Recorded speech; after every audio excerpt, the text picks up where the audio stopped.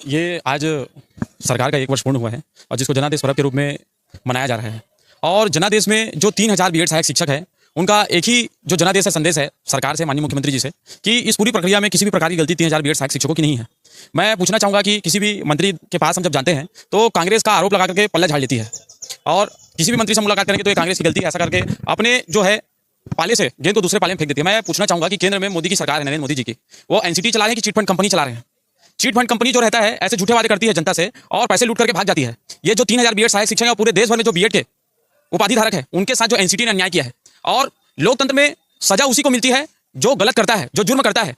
ये 3000 बीएड सहायक शिक्षक विज्ञापन को देख करके परीक्षा दिए हुए थे, मेहनत की, तैयारी की और बीएड की है, टेट को पास किया, उसके बाद ये चयनित हुए थे। मैं मंत्रियों से पूछना चाहता हूं, जब ये कांग्रेस और भाजपा का आरोप प्रत्यारोप करके इससे बचना चाहते हैं, में तो इनकी सरकार है, ऊपर में केंद्र में एनसीटी ऐसे नियम बनाती है क्यों है कि इतने युवाओं को ठग लिया गया है?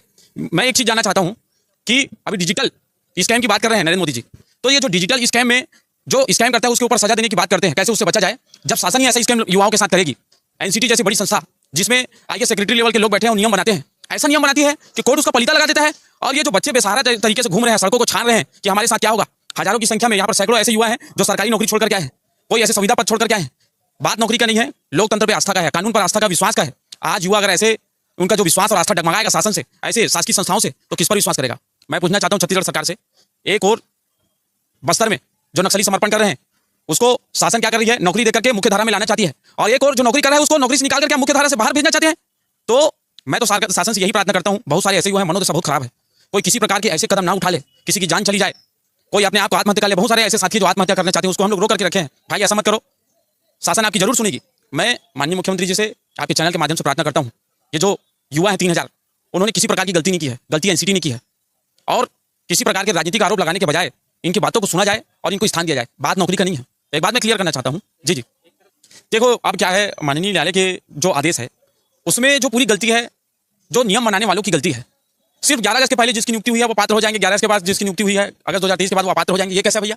शासन में, लोकतंत्र में जो पहले नियुक्त हुए हैं वो तो सेम डिग्री रखे हैं हमारे बराबर में, और हम लोगों ने ऐसा क्या अन्याय कर दिया? और बताते हैं कि बाद में नियुक्ति दी गई, पहले नियुक्ति गई। मैं इन्हीं लोगों से पूछना चाहता हूं जो एसआई के अभ्यर्थी 1 साल से भटक रहे थे, 1 साल सत्ता आने के बाद उनको इतने धरना प्रदर्शन आंदोलन करने के बाद शासन को नियुक्ति देने के लिए राजी हुई है, तो इसमें किसकी गलती है?